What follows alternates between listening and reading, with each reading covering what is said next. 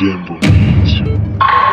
Igitabo ca Luka ibice 19 ku murongo wa mbere gushika ku murongo w'10.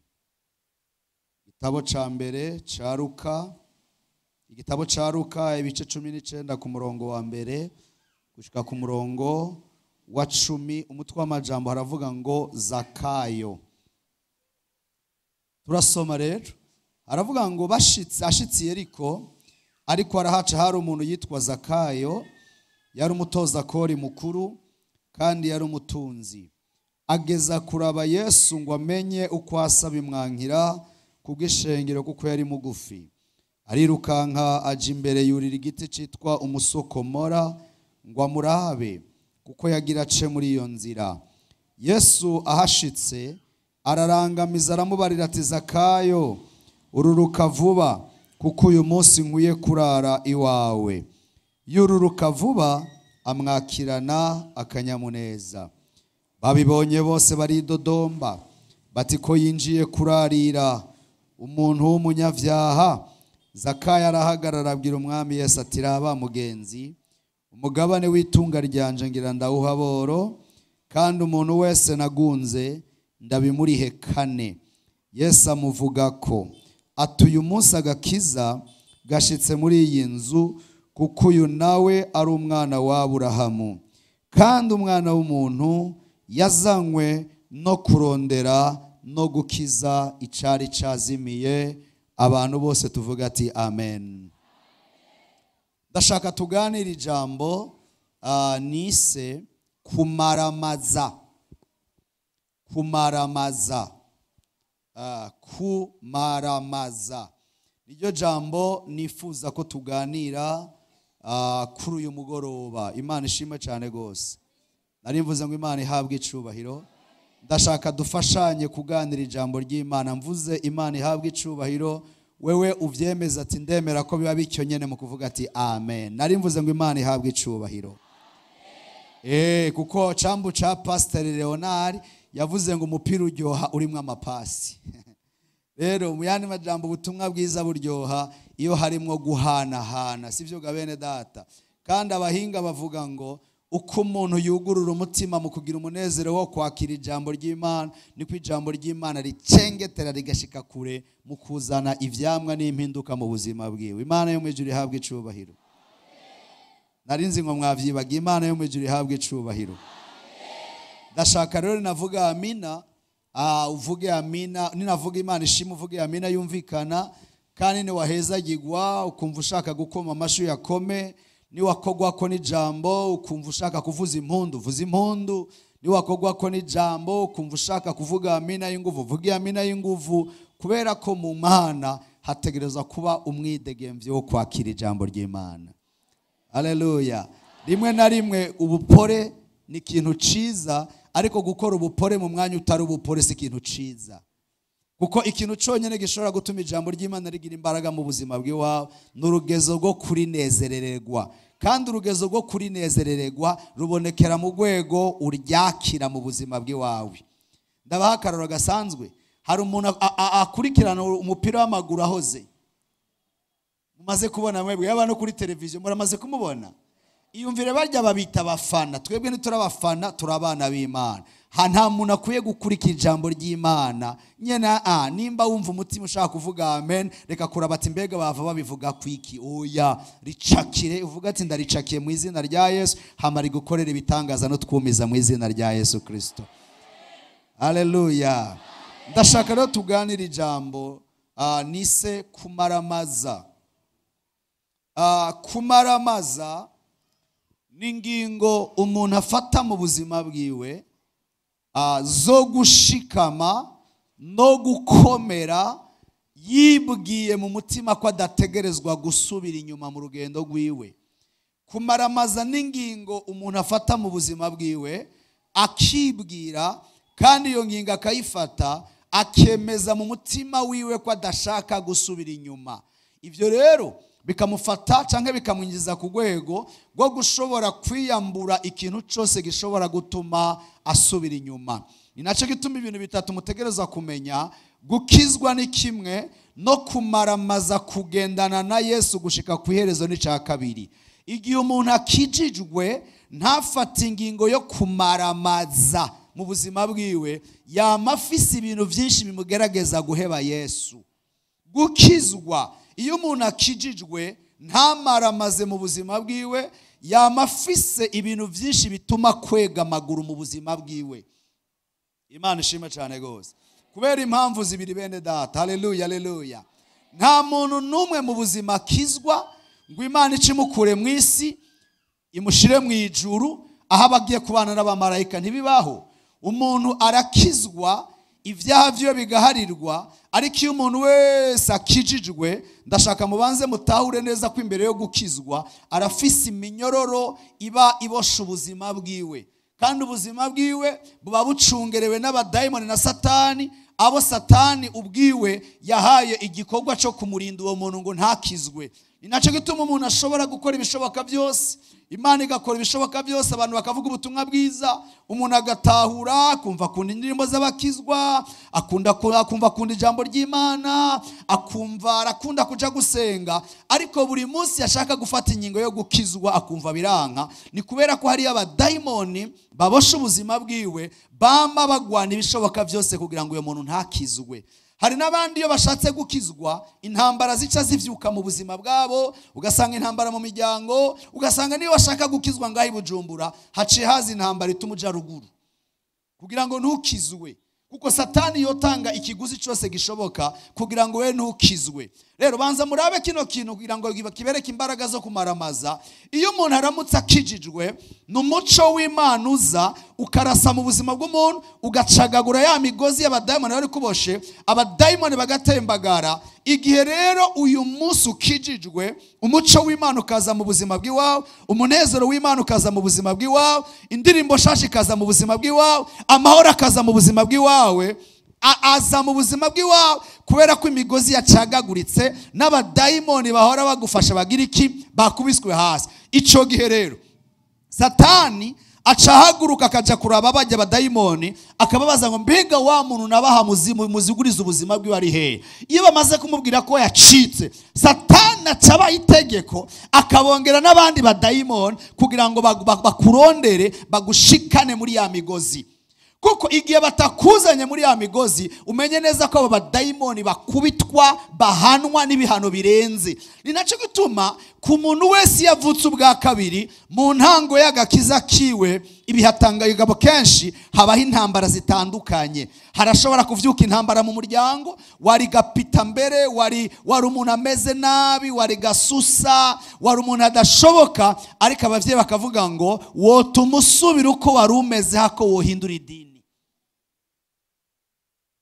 Ivyo biraba, hamugasanga ejo mu gitondo Satani yaguhagurukirije abantu mukorana, ugasanga ushitse ku kazi ejo mu gitondo bose barakwimotse bashize induru mu kanwa ngo twumvise yuko wakijijwe ba. Uravuye mu gitigiri c'abanyabwenge ugiye mu gitigiri c'abasazi bakoropewe mu mutwe. Abandi ugasanga n'ibindi bigeragezo bitandukanye, ariko igihe udatahuye ko ari abadayimoni bahawe mission yo kongereza kwegenyeza kugira ngo bashobore gukora kuri ya minyororo, ico gihe ugenda wijajara wibaza ati mbega gukizwa nuko oya. Iyo umuntu yari gukizwa umugwanizi ntakurikirana ubuzima bwiwe, izo ntambara zose ntaco zari kuzirako. Ariko maza mutahure, iyo umuntu avuye mu mwiza akaja mu muco, wa mwiza uramuhindukirira kugira ngo umugwanye asubire hehe mu vyaha.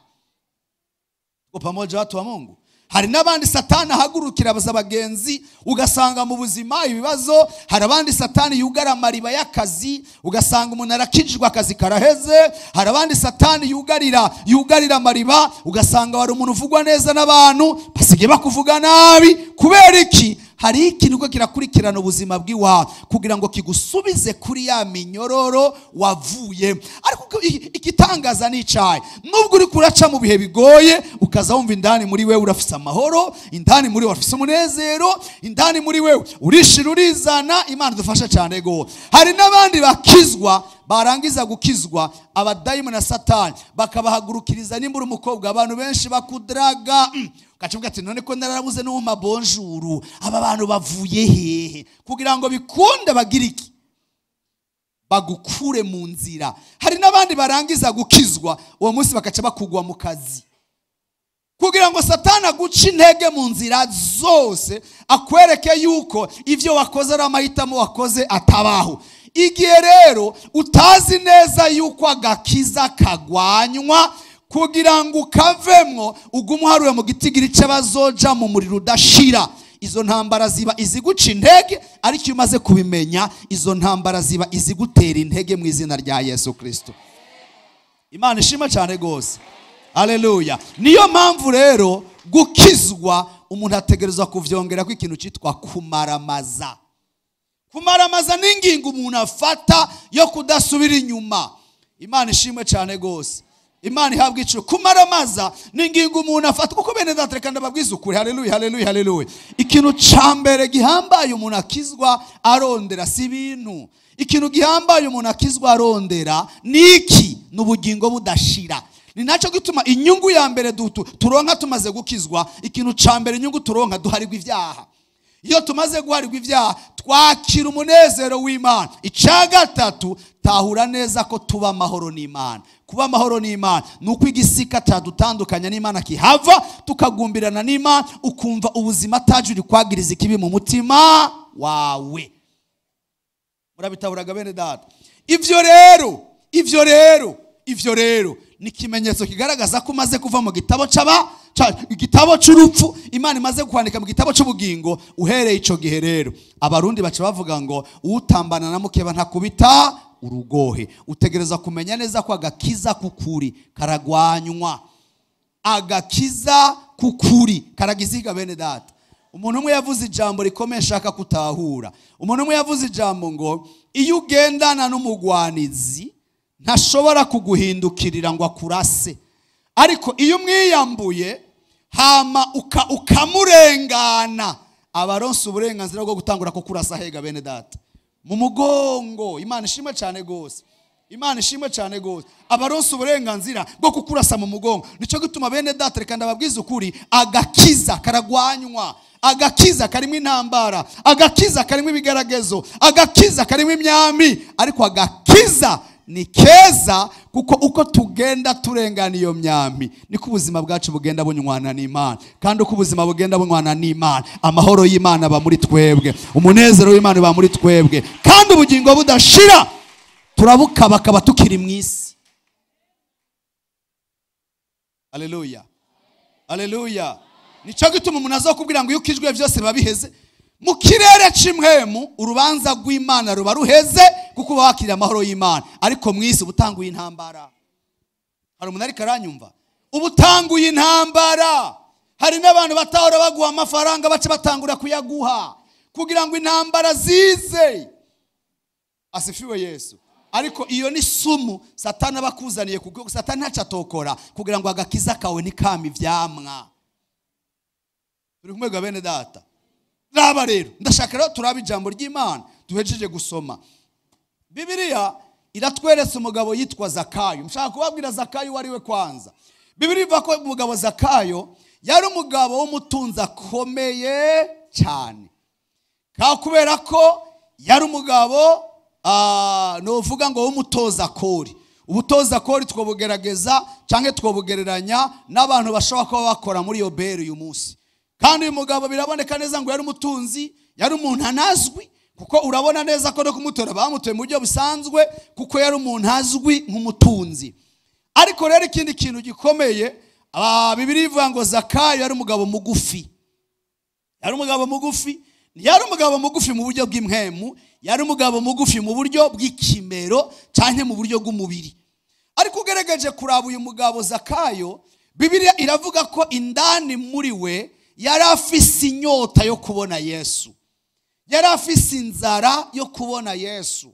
Yari yarumvise amakuru ya Yesu, atahura ingene Yesu harira ivyaha, yumva ingene Yesu atanga akaruko ko mu mutima, yumva ingene Yesu atanga imbabazi, yumva ingene Yesu atanga kuruhuka. Zakayo yinjira ibwina asanga amafaranga ntiyamumaze inyota, amafaranga ntiyamumaze inzara yo mu buryo bw'imwemu, amafaranga ntiyamuhaye amahoro, amafaranga ntiyamuhaye. Zakayo ngo acatangura kugira umwete ukomeye cyane wo gushaka kuraba Yesu. Ariko kandi uyu mugabo Zakayo yarafise intambamyi ikomeye cyane gose, kuko abantu b'abatoza kori, abantu vyitwa ngo nabagororotse b'abafarisayo canke abandi basenga, barabinuba cyane gose kuko babita ngo nabanyavyaha. Nabo vyaca bituma bikumira, bakumva bagendeye kure, bagendeye mwisoni, bagendeye mu kamaramare. Nabo ndibo wasanga rimwe na rimwe ari abantu badashobora kuja mu sinagogi, badashobora gukoranira n'abantu b'Imana basenga bishira ukwayo. Nimwashaka no kubitahura, muze mugerageze kuraba umugani Yesu yigeze guca w'umutoza kori n'umufarisayo. Bari abantu bakengere muri situation nubwo bafite amafaranga, ariko abisirayeli canke aba bantu vito ngo barasenga Imana, babafata nk'ibicibwa muri societe, kubera ko bavuga ati mwebwe murabasuma. Imana dufashe cyane gose. Raba rero Zakayo, iyo yari imvo ya mbere yari gutuma adahurira na Yesu mu sinagogi. Yari imvo ya mbere yari gutuma adahurira na Yesu mubera. Ariko mwibuke ko hari hamaze kuvuka mwinyota yo kurondera Yesu, yo gushaka kubona Yesu, yo kwifuza kubona Yesu. Uko yarumva indani mu mutima, kuko burya bene data sinzi ko murabona, ibanga ryo guhishurirwa Imana ritangurirwa no kugira inyota y'Imana.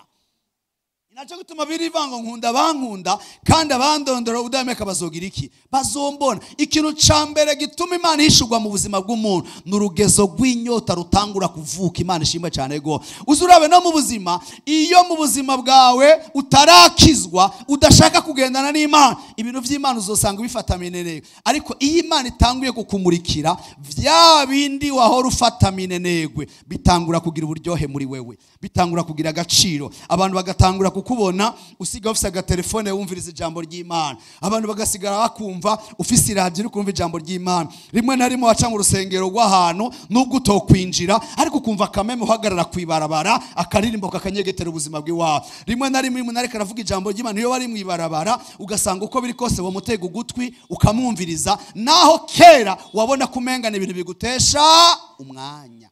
Ico ni ikintu kigaragaza inyota itanguye kugira iki? Itanguye kuza mu buzima bw'iwawe. Zakayo nawe Bibiri tubwira ko yarafise inyota, turabona ko yarafise inyota yifuza kuraba Yesu. Uyu mugabo rero arimvira ati none icambere jewe nifuza kuraba Yesu, kandi Yesu sinzorana nayo mu rusengero, abantu bazoncira urubanza, bazontera amabuye, bizogenda gute? Zakayo ngo aca yigira umugambi wo gushobora kurira igiti, arapimiriza, abona neza aho Yesu agiye guciye. Ariko Zakayo arabimenya. Zakayo acagenda ariruka imbere mu nzira, ngo acaduga igiti. Amaze kuduga igiti aravuga ati basi nibiburiburi, sindi busemerere, sindamubwira ijambo na rimwe, ariko basi ndamuraba ukwasi. Ariko ndakunda Imana. Iyo umutima w'umuntu umaze kugira inyota y'Imana, biguma vyoroha Imana itegeza kukwihishurira mu buzima bw'iwawe. Biguma vyoroha Imana itegeza kukwihishurira, kubera ko Imana irarindiriye kwinyotegwa kugira ngo ikwihishurire. Semeni ya mina, haleluya. Iyo umuntu ataragira inyota y'Imana, Imana imuba kure. Asifiwe Yesu. Iyo umuntu ataragira inyota y'Imana, Imana imuba kure. Ariko iyo umuntu amaze kugira inyota y'Imana, ivyo birakwega Imana, ivyo birahamagara Imana, ivyo bituma Imana igushiriraho amahigwe n'amaokaziyo n'ibihe bitandukanye byo gushobora guhura n'Imana mu buzima bw'iwawe. Imana ishimwe cyane go. Muri ico gihe nico gituma uzosanga iyo umuntu ari muri ivyo byo kunyotegwa Imana, n'indoto ziwe zirahinduka. Reka ndababwiza ukuri, abantu bisinye kuba ba mafu bakondane, niyarota kenshi uzosanga adashobora kurota umuriro udashira. Ariko iyo umuntu atanguye kugira akanyota k'Imana kugira ngo Imana imwereke yuko ubuzima buhari n'urupfu ruhari, atangura kuryama gutya, yaryama akarota ishengero ryagiye yasigaye, akarira, yavyuka mu gitondo agasanga ati ndacahari, agatima kaje ati pum, umunsi umwe ishengero rizogenda. Imana dufashe cyane gose. Ni Imana irikira kugendera mu rwego rumwe canke urundi. Ikindi yukarota uri hejuru y'urunogo, hamugasanga warukorokemo, ukavuza induru riri mu mwiza, ukavuga ati yo napfuye, ugira ushike hasi, ukaje ukanguka ati naringiye gupfa. Imana ati nako wakabonye, urupfu rurahari.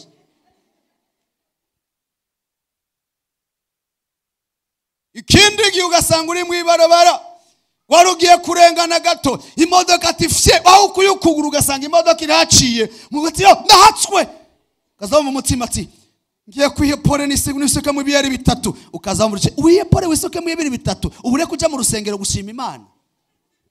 Urabona ingene Imana irondera umuntu inyota y'Imana. Haleluya. Ndakunda Imana iyo itanguye kugutera mu inyota igushiriraho amahirwe yo guhura na wewe kugira ngo ikurobe mu izina rya Yesu.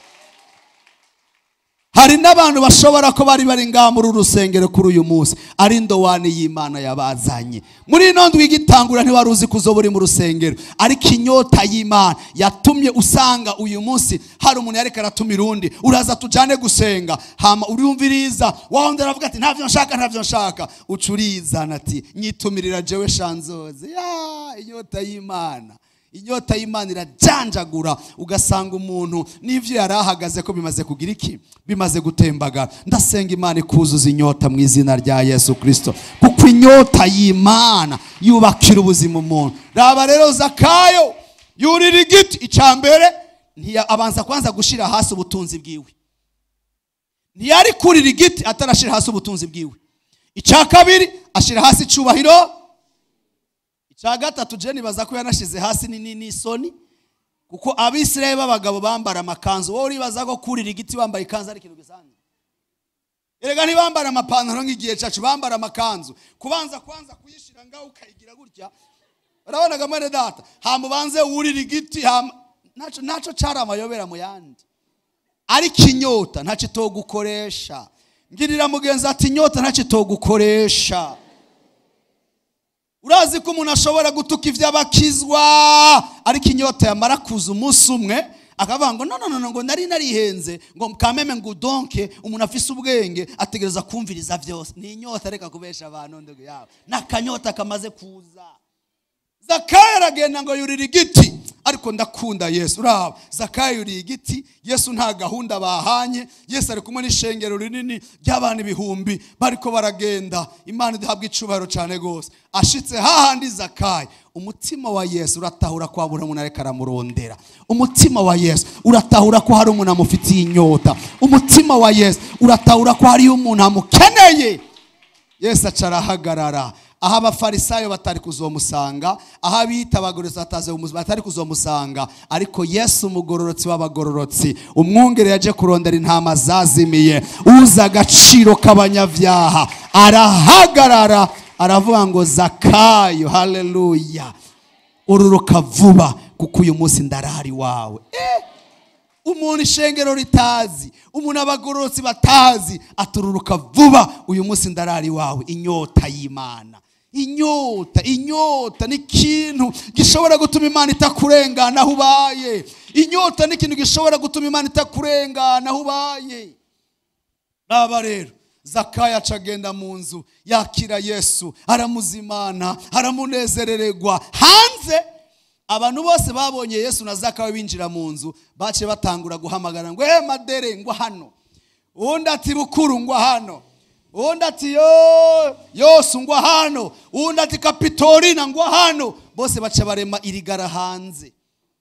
Aramubwira ati raba wa mugabo w'Umunyanazareti ahora yigira ngo n'umugororotsi ntuze. Yoba umugororotsi akayoberwa ko Zakayo ari urunyavyaha.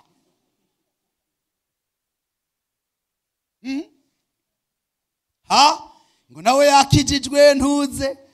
Ubu byakwerera irya shengero riraza amacupa herera muri irya ndayiwe kweri. Ngo nawe yagiye gukizwa urazi ndamaze gukorora uko zingana. Niko abantu batuvuga iyo tuje kuri Yesu. Abandi baba ngo yaragiye ngaraho mba mahera muheze ko none ngo agiye gukizwa. Siko babivuga none. Yaragiye arasambana, nibaza ko yanduye na sida, none ngo agiye gukizwa. Imana nayo uramvye abona byinshi. Niko abantu batuvuga. Niko abantu bagira iki? Siko abantu batuvuga none gabene data. Ariko ndakunda Yesu. Uko abantu batuvuga siko twakira. Hari igihe ashira ipama mu gutwi akarindira kumva ico tuvuga. ntuzureke gukizwa ngo nuko hari amajambo abantu bariko barakuvuga bene data. Wavutse bavuga, ukura bakura bavuga, uzorinda upfa banakuvuge, ariko turafise umucunguzi yitwa Yesu atakuvuga, ahubwo ashaka guhindura amateka y'ubuzima bwawe. Ashaka guhindura amateka y'ubuzima bwawe. Abantu baripanga ku muryango wa Zakayo bazanira igara, kandi Yesu yarabumva. Yesu yarabumva. Bagaca batangura ngo yabesha abantu ngo yakijijwe, hajya no kuyabuza y'inzoga, hajya yabuza yo gusoma, ni kubera wa muhungu yamuhevye. Bagaca batangura ngo twebwe tumuhaye imisi ye, abandi ati tumuhaye ukwezi kumwe gusa azoba yabivuyemwo. Oya, ababivamo nabatigeze bahishurirwa Yesu, kuko abumvise Yesu atera ryoha ku munsi ku munsi, atera sosa ku munsi ku munsi. Naba rero bariko baravugira hanze, Zakayo yibereye mu nzu, yibereye mu nzu kumwe n'umwami Yesu. Kavuga ati yo Yesu, wanyemeye, waje wanje, yo narinzi ko ivyaha byanje bitotumuza, wajega mwami. Mwami ati ndaha naje. Ati yo bari barampariye ivomo Yesu, bambwira ko ndikivagundu c'ikinyavyaha, wanyemeye. Yesu ati nakwemeye, ariko muvyibuke hanze hari urubanza. Zamuri kiganza ndakubwira ikintu, Yesu ntakurabira mu makosa wakoze, akurabira mu mbabazi zatumye aza kukurondera mu buzima bw'iwawe. Akurabira mu mbabazi zatumye aza, kuko twese turabiye mu makosa nta numwe ari kuzoronka agakiza, ariko turabira mu mbabazi akavuga ati jewe mbabazi naje, jewe buntu naje, kugira ngo ndagukure mu byaha. Amaraba Zakayo ari mu nzu na Yesu ararindiriye. Yesu bamuhaye akantu ko kunywa, aranywa. Yesu bamuhaye intebe. Zakayo aravuga ati ko nagize amahirwe uyo mugabo akinjira mu mutima wanje, akinjira mu buzima bwanjye, sinomurekura adahinduye ubuzima bw'iwanjye. Aca aramubwira ati mwigisha, mwigisha, baribonye ko ndi umutunzi? Ati ariko rero mfise urutima rugumye, aboro sinigera ndabaha. Mfise urutima rukunda amafaranga, aboro sindabafasha. Ati kandi rero mwami, urazi kijya kirahuri naguhereyemwo amazi yo kunywa, nacivye abanyegiputa ku mupaka, erega narakizurumye abantu kubera ko ndabarusha igikano, ndabibazuru bisigura ngo je ndi umusuma. Acaramubwira ngo ariko ko nagize amahirwe kazi wanje, umugabane w'ubutunzi bwanje ndawuhaboro, kandi umuntu wese nivye ndabimusubiza inshuro zine. Semeni amin, haleluya. Ndabimusubiza inshuro zine, ndabimuri inshuro zine. Mu yandi majambo, ndihanye, ndamaramaje, niyambuye ivyo mfata.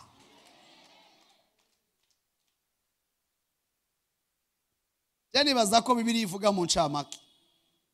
Hajya Zakayo nibazaga yavuze ati mwami Yesu, akaga kobwa nkurikira ku musaga ndagahevye. Nuko Bibiri ivuga mu ncamake. Hajya Zakayo yavuze ati umviriza mwami, jewe hajya narifise aba nabonye ndabahevye, misemo kugukurikira. Aziviwe Yesu. Hama Yesu yumvise umutima umenetse. Babantu nabakarabango ndurunyavyaha, gwahombye. Yesu acaravuga ati yo bwabunda gakiza karashitse muri ino nzu, kuko uyu nawe numwuzukuru wabo Aburahamu. Semeni ya mina. Yesu abamuhaye agakiza, araharigwa ivyaha, yinjira mu gitigiri c'abagororotsi. Nico gituma Zakayo yanditswe muri Bibiliya nk'umuntu yagize inyota, arihana, acagira umwemu n'umwete wo kumaramaza. Nawe rero ndashaka kukubaza ndugu yangu, Zakayo kugira ngo amaramaze yaciye mu mitego itatu. Umutego wa mbere yabanje gushira icubahiro ciwe hasi, ashira ubwenge bwiwe hasi, hama amaramaza kuja kurira igiti kugira ngo abone Yesu.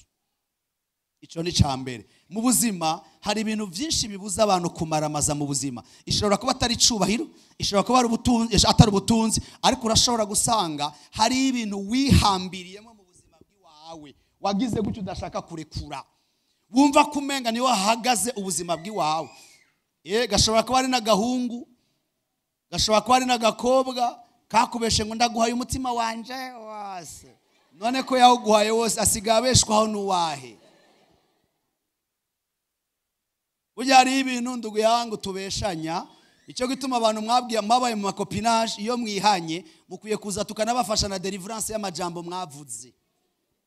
Urajanga urabona ngo je ntagufise sinobaho ngo hango kani uramutse umpevye ngo notuma nanje ntabaho.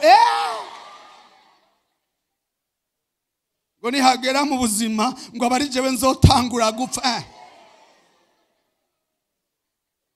Jewe n'umudamu wanje iryo jambo ntitwarivuganye ndugu yangu. Uw'Imana izoshaka gutwara ubwa mbere n'uyo ndugu yangu.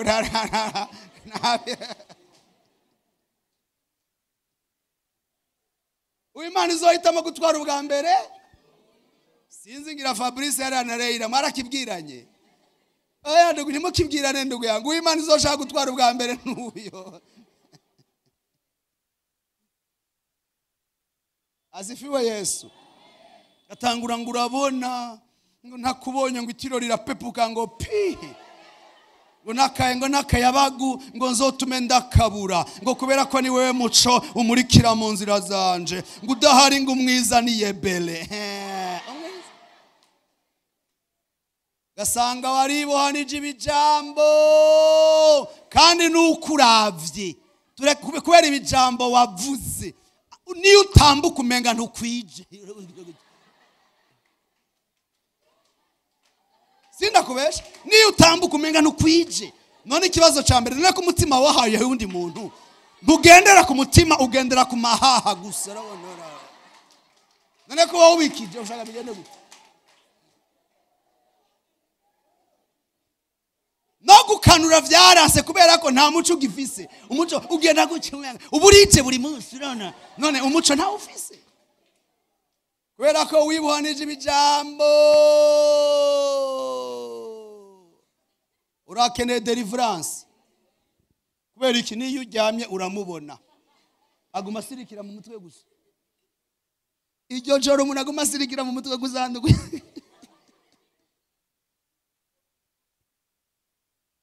Zakayo vyamusavye kubanza gushira hasi. Asifiwe Yesu.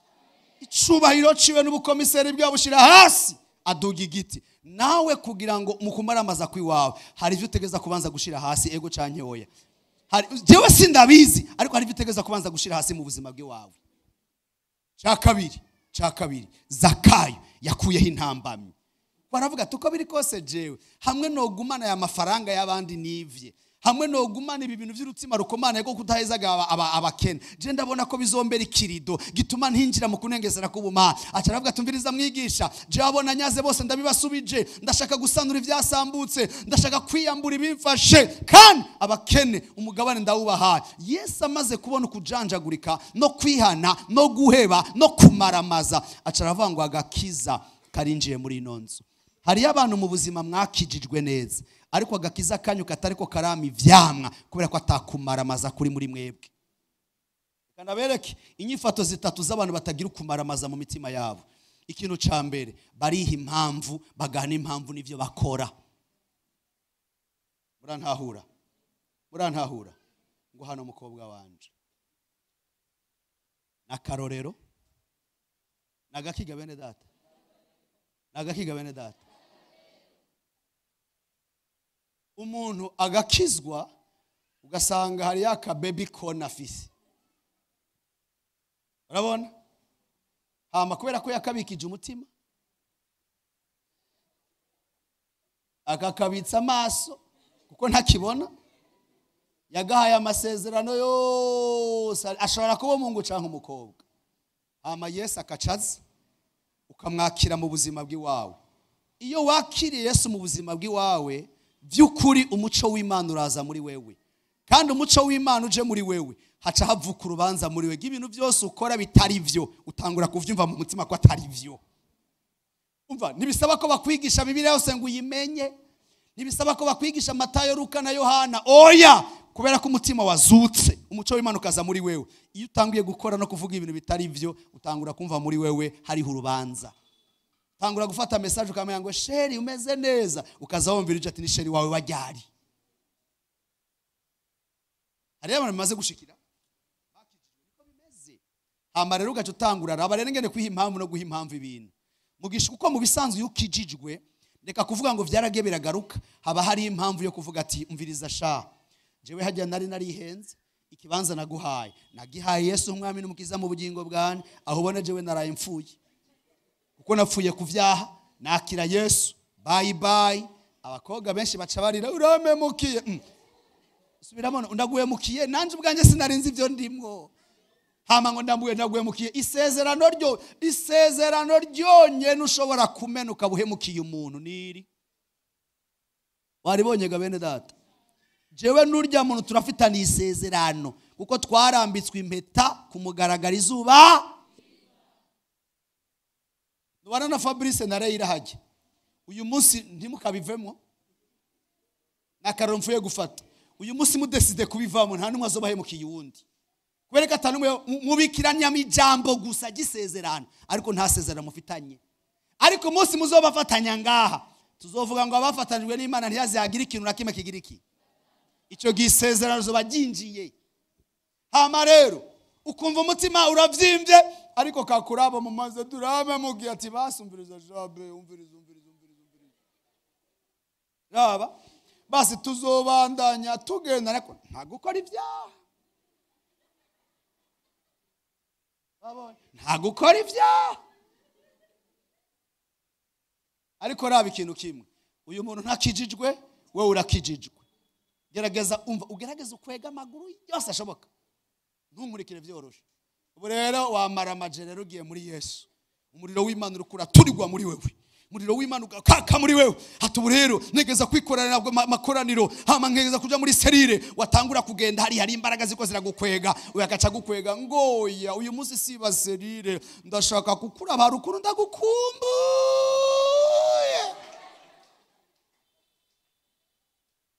Umwanya wa serire ngo arukuna giziki agukumbuye, ugasanga mu gishingo cyo kuja muri serire gutegwa intege yagize iki, yagutwaye mu biganiro. Bisigura ngo nuruzigo rukuremereye. Nico gituma Bibiri ivuga ngo twiyambura icaha gikunda kutwizingira ko vuba dusiganirwe ku mpera y'umuhamagaro. Ikintu ca mbere ukeneye mu gukizwa kwawe, ukeneye umuvuduko uhambaye. Nico gituma utegeza kwiyambura ibikuremere kugira ngo kamwe mugire umuvuduko. Bavuze ngo tuje mu gikorane nta bifata, ubuzima buratemba.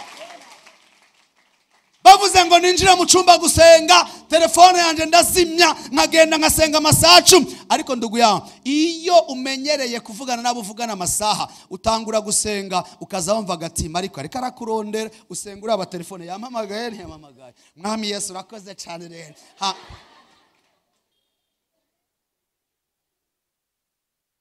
Yicarire mukobwa wanjye, uriko murantahura. Izi mpamvu twambika ibintu zirashobora gutuma umuvuduko wacu ugabanuka. Nuvuge ngo urabona ngo nturamenye wisezerano, kuba warakijijwe ivyo mu mwiza byose bireke, winjire mu muco. Igihe nicagera data zogu wisezerano, kuko uyo nta sezerano rihari.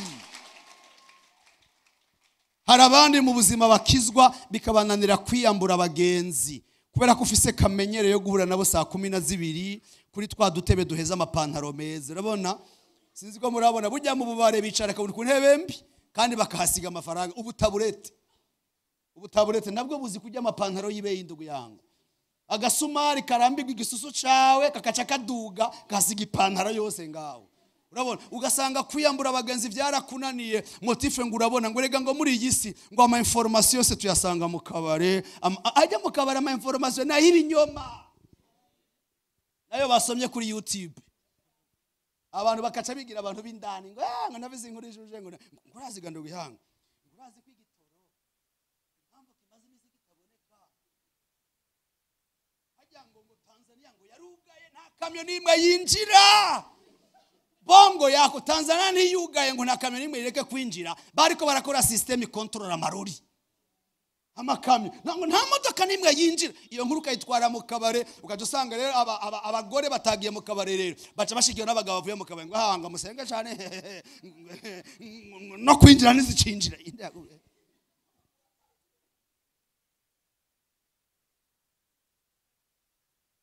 Atunga umugabo ngo n'umugabo w'umunyamuzi afise amakuru yose ashoboka, kumba yakura mu bangushi nawe agacazara mu bangushi, ugasanga rero dutunze amakuru y'ibinyoma bire.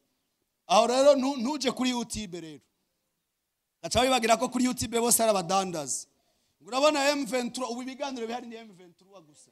Urabona M23 yafashe Goma ngo kandi urumva ni wacu hazo uri mubiki. Ajya makuru yose ari kuri YouTube ni make arayukuri, kuko abantu bashira ngo biracitse. Wabona igifoto umenga abantu bose barapfuye kugira ngo muce mubihurudukira bace bunguka ama views, kuko ajya ama views ko babiravye baravyungukiramo n'ifaranga ubinjiriza. Amagasanga umutwe uraryamye nugitekanye mu gihugu, nturi umusirikare nturi umupolisi, utekanye mu gihugu ukarare maso utunye hejuru nturi kurasenga. None ndugu yangu jewe ndaye nafsi ya maso umupolisi n'umusirikare baca bakora iki? Ahubwo je ndabasengera nkasengera imbibe z'igihugu cacu, hama nkaca nkompoza ya verbe zaburika n'umurongo w'8 nzohora ndyama taco nisinzira taco nicura, kuko uhoraho niwe umpa amahoro mu izina rya Yesu Kristo. Sanga mu buzima urahantu ndugu yangu, ibi bintu muzere mubireka mubireke. Tungwa na Yesu, usengera igihugu, uba amahoro, ureke Imana yikorera akazi kayo mu izina rya Yesu Kristo. Kubera yuko Imana irakunda Burundi kurusha uko twebwe tubukunda bene data. Imana iraza Uburundi si igihugu kinyegeje. Imana iraza Burundi kuko nimba twicaye nga tugasenga Imana uko tuvuze ko Imana ituzi turi mu Burundi. Murabitahura ukaba mu buzima ngo ngira motaba ibiki mota ndugu yangu ni sostomate n'umukeke ni brojete ekiyo mifino, ugasanga kudasenyura intambamye zawuhura kuronka makuru y'ibinyoma. Ibyo ugasanga vyarakubuje gukizwa no kumaramaza, ariko nagiranda gutangarize ngo gukizwa birasaba kumaramaza. Ni ngombwa wiyambure izo ntambamye ziriko ziratuma utagendana n'Imana mu buzima bwawe. Imana ishimwe cyane gose. Hari n'abantu mu buzima bwabo babaho mu buzima bwabo bakizwa indwi imwe. Ubona ko uyu munsi baje mu rusengero uva ngaho uri gishirira, abantu bose muhurura bashingira intahe, muhirura babwira amakuru ya Yesu, pastor araho haravuga ijambo sawa. Inyuma y'imisi 3 uzoburi ntondengane mu tuje gusenga wapi ndugu yangu nta kanya mfise. Hari abantu bakizwa indwi imwe, ariko wabiraba impamvu ukizwa indwi imwe ibende ntubandaye ni kubera ko hari ikintu kiri mu buzima bwawe cama kikununuza ubuzima bw'Imana. Hari abantu banunuzwa n'ivyaha, ugasanga ubuzima bw'Imana buratakara. Uvanga ugafata je wicisha nico kimboshe Mana kandi hari n'abantu barahirira Imana bari mu rusengero. Mana je nkabisubira uzotumunyica hamwe Imana yobica yo kwica benshi. Ndabisize ngaha Mana je ndakubwije ukuri ntavyo gusubira.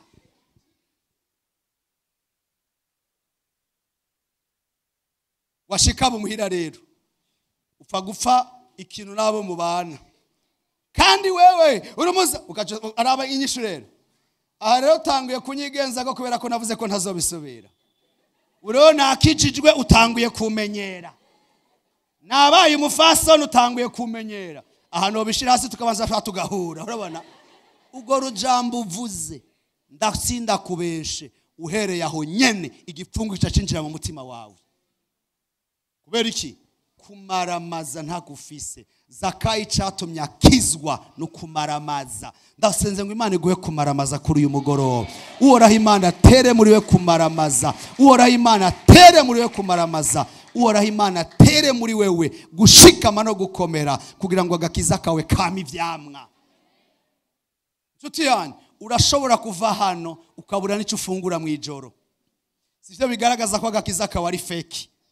Oya, kila muntu wese arafisa haca ariko ivyo ducamwo birafise intango kandi bikagira n'iherezo. Ariko kumaramaza no kwimatanya na Yesu birashobora kuzotuma ubuzima bwawe bukomera, ejo bwamara gukomera ukabona ibihe vy'impemburo bije mu buzima bwawe.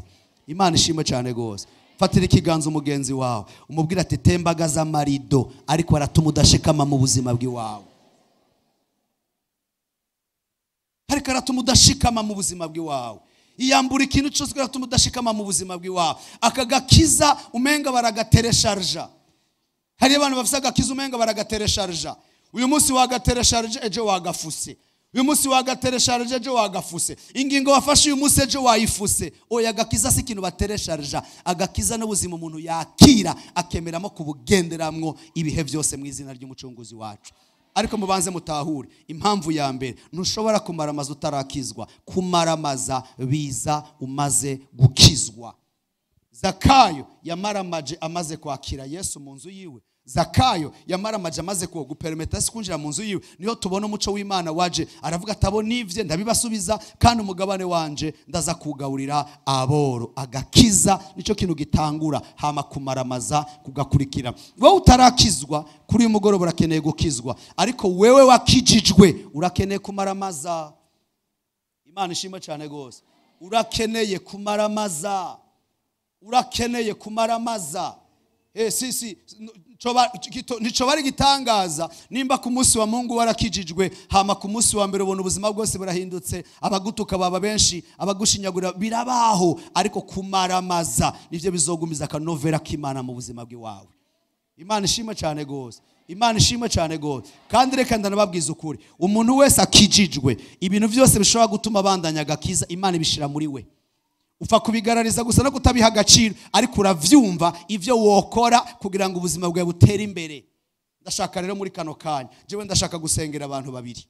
Hari abantu babiri numva nshaka gusengera. Umuntu wa mbere n'umuntu avuga ati Mwami Yesu, jewe ndi umunyavyaha kandi aho ubona sishobora kwikiza. Rero kuba ntashobora kwikiza rero ndakeneye kugutumira mu buzima bw'iwanje kugira ngo ndakwakire umparire ivyaha nkizwe, kugira ngo izina ryanjye nze mu gitabo cy'ubugingo. Kuko intambuko ya mbere no kwihana ivyaha no kwakira Yesu nk'umwami n'umukiza mu bugingo bwawe. Hama intambuko ya kabiri, umuntu wa kabiri za gusengera n'umuntu avuga ati Mwami, ego jewe narakijijwe, ariko jewe menga ubuzima bwanje n'urubingo bingo. Uyu munsi ndashuha nkagira umuriro nkasezera amasezerano menshi, ariko je mu gitondo nkasanga umenga mfise imbeho, umenga ni abantu bari mu Bufaransa muri iki gihe kubera neje nyinshi.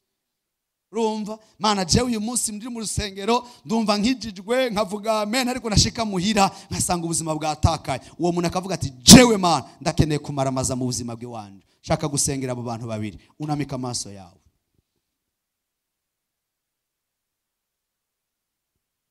Unamika amaso yawe.